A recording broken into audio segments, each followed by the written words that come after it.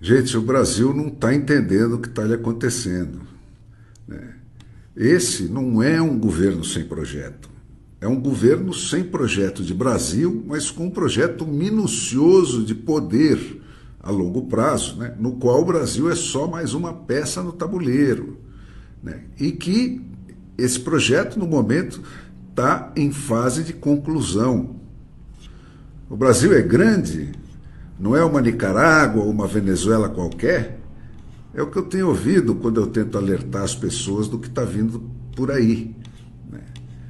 Mas se o Brasil é grande, a Rússia e a China são muito maiores ainda, né? E as duas foram expulsas do século XX e voltaram para o tempo do Gengis Khan, né? E no XXI viraram as rainhas da inovação, né? As campeãs da opressão tecnológica.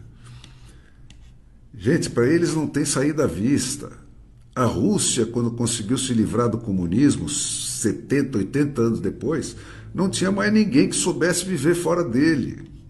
Eles só entendem a violência, eles só entendem a chantagem, eles só entendem a corrupção.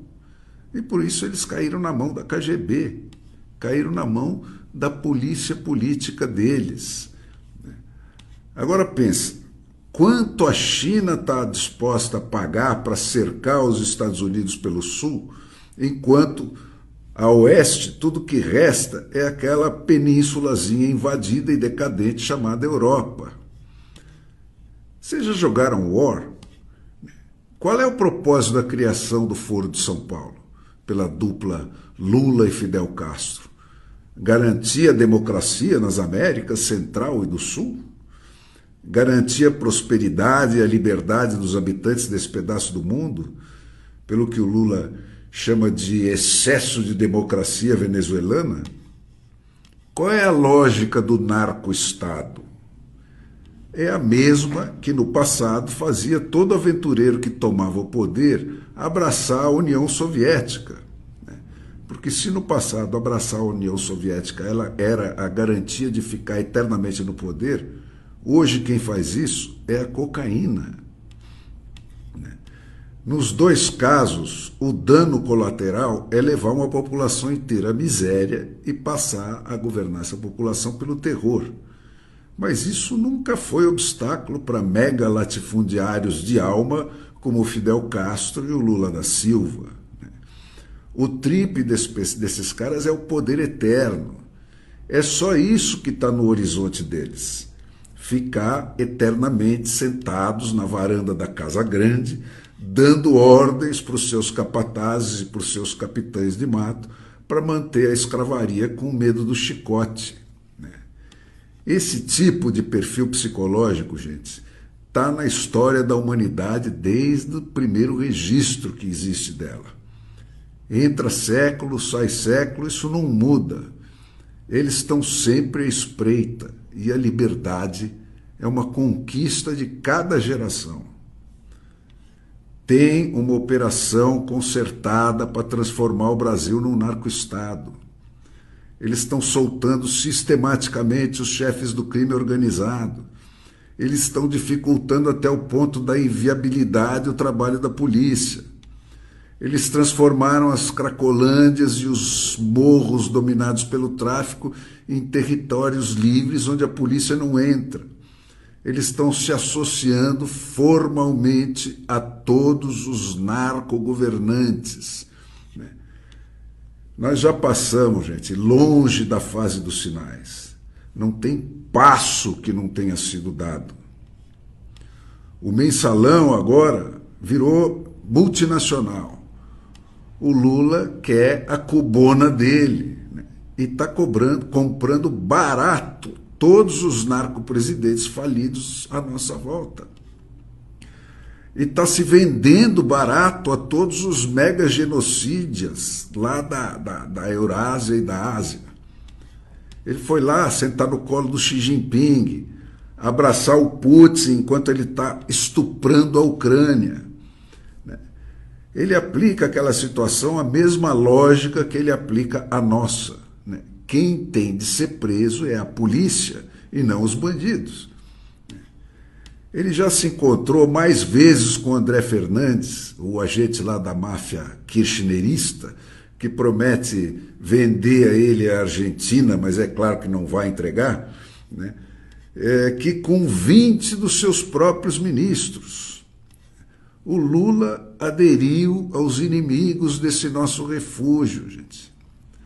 As Américas eram a esperança de superar a história milenar da opressão dos muitos pelos poucos. Nós somos os fugitivos daqueles milênios todos de horrores, né? E quando eu digo nós, eu me refiro a todos nós, os que viemos por bem e os que viemos por mal. Ninguém veio para as Américas porque estava numa boa onde estava. Nós somos fugitivos do absolutismo e da contrarreforma que queimavam e esquartejavam gente na rua. E os africanos trazidos para cá são os prisioneiros dos reis da África, né, que caçaram eles e venderam eles como escravos para os agentes dos reis da Europa. As Américas, gente, são continentes de refugiados, e é por isso que foi aqui que nasceu a democracia. Agora eles estão tentando nos cercar, estão nos caçando aqui como eles nos caçavam lá, né? Querem nos arrastar de volta para aquele horror, querem nos arrastar de volta para a pré-democracia. Cara, você que votou naquele Lula de ontem e levou esse de hoje, né, abra o olho. Ele sempre foi isso. O projeto dele sempre foi esse. E o Zé Dirceu sempre esteve lá para lembrar ele disso quando ele se esquecia. Só que agora ele não tem mais tempo a perder. O Lula não tem mais tempo para fingir que não é o Lula. Ele não pensa mais em eleições. Ele está matando desde já os seus possíveis concorrentes. O capitão do mato, Alexandre de Moraes, está caçando um por um. E esse, cara, é o esquema maduro de ganhar eleições.